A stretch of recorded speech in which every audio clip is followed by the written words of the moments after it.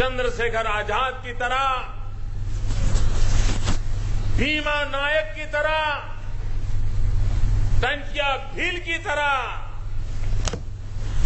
देश के लिए मरने का मौका नहीं मिला, लेकिन कम से कम देश के लिए जीने का तो मौका मिला है।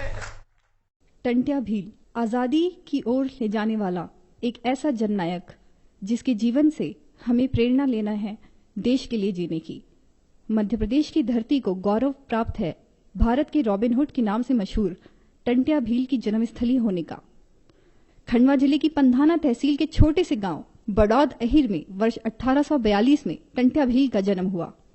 जननायक टंट्या भील ने अंग्रेजों के अत्याचार के खिलाफ ग्रामीणों के हक की लड़ाई लड़ी और ब्रिटिश हुकूमत की नाक में दम कर दिया।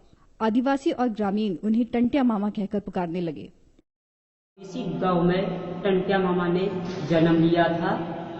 उन्होंने अंग्रेजों के छक्के छुड़ा दिए थे और हमें ये गर्व है कि इस जननायक टंट्या भील ने हमारे गांव में जन्म लिया और भील समाज को चरम सीमा पर पहुंचा दिया। गुरिल्ला युद्ध के महारथी टंट्या भील ने 15 साल तक अंग्रेजों के विरुद्ध अभियान चलाया।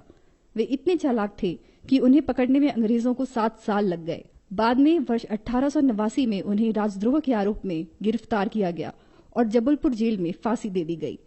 अमर शहीद की इस कुर्बानी ने ब्रिटिश हुकूमत के खिलाफ देश भर में एक बिगुल बजा दिया। आज भी उनके परिजन और ग्रामीण टंट्या भील को गौरव के साथ याद करते हैं। मैं बड़ौदा गांव में रहती हूँ। मैं टंट्या मामा के वंश हूँ और हमको टंट्या मामा के कारण हमको सब जानते हैं और मान सम्मान देते हैं।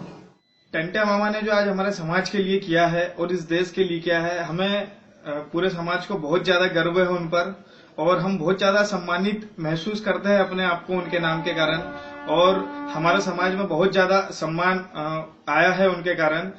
टंट्या मामा ने जो देश की आजादी में अपना योगदान दिया अस्मरणीय है वो।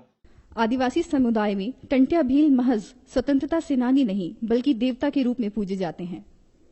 इंदौर के करीब पातालपानी में उनका एक मंदिर भी है। ऐसा माना जाता है कि ब्रिटिश हुकूमत उनसे इतना डरने लगी थी कि फांसी देने के बाद उनके शव को पातालपानी में फेंक दिया गया था। मध्य प्रदेश सरकार द्वारा जननायक टंट्या भील के नाम से राज्य स्तरीय पुरस्कार भी दिया जाता है। टंट्या भील मध्य प्रदेश के ही नहीं बल्कि भारत के स्वतंत्रता संग्राम के स्वर्णिम अतीत का एक ऐसा अमिट अध्याय बन चुके हैं जिन्हें भूल पाना संभव नहीं है। खंडवा से हीरालाल लोंगरे के साथ पूजा पीवर्धन, डीडी न्यूज भोपाल।